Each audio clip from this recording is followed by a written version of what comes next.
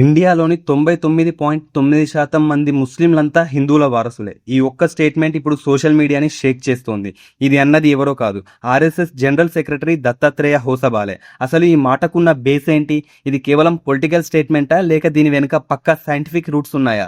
భారతీయ ముస్లింల అసలు రూట్స్ ఎక్కడ ఉన్నాయి? Let's dive in. ఆర్ఎస్ఎస్ సిద్ధాంతం చాలా క్లియర్ గా ఉంది. ఇండియాలో పుట్టిన ప్రతి ఒక్కరి డిఎన్ఏ ఒకటే అనేది వారి వాదన.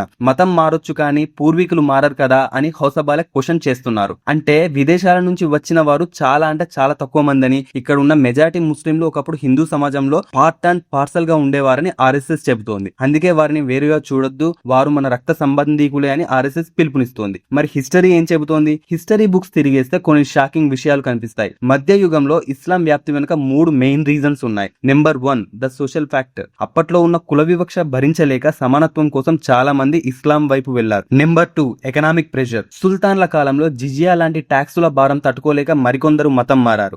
Number 3 the Sufi magic. సూఫీ సన్యాసుల బోధనలకు, వారి లవింగ్ ఫిలాసఫీ నచ్చి లక్షలాది మంది స్వచ్ఛందంగా ఇస్లాం స్వీకరించారు. నిజమే, అరబ్, పర్షియా, టర్కీ నుంచి కొందరు వ్యాపారులుగా, సైనికులు వచ్చారు. కానీ క్యాల్కులేషన్స్ వేస్తే వారి సంఖ్య మొత్తం జనాభాలో చాలా అంటే చాలా తక్కువగా ఉంటుంది. ఇక అత్యంత ఇంపార్టెంట్ థింగ్ సైన్స్. ఆధునిక జెనెటిక్ స్టడీస్ ఏం చెబుతున్నాయంటే భారతీయ ఉపఖండంలోని ప్రజలందరిలో దాదాపు ఒకే రకమైన జన్యు లక్షణాలు ఉన్నాయి. అంటే ఒక వ్యక్తి హిందువా, ముస్లిమా లేక క్రిస్టియనా అనే దానితో సంబంధం లేకుండా మన అందరి రూట్స్ ఈ భారత గడ్డపైనే ఉన్నాయని సైన్స్ అఫీషియల్లీ కన్ఫర్మ్ చేస్తోంది. సో హోసబాలే మాటల్ని కొందరు సోషల్ హార్మనీ కోసం చేసినవిగా చూస్తుంటే మరికొందరు దీన్ని స్ట్రాటజిక్ మూవ్ అని విమర్శిస్తున్నారు. కారణాలు ఏమైనా మనమంతా ఒకే గడ్డపై పుట్టిన పిల్లలం, మన పూర్వీకులు ఒక్కరే అనేది కాదనలేని సత్యం. ఇంకా ప్రెస్ చేసి చెప్పాలంటే మనుషులంతా ఒకటే.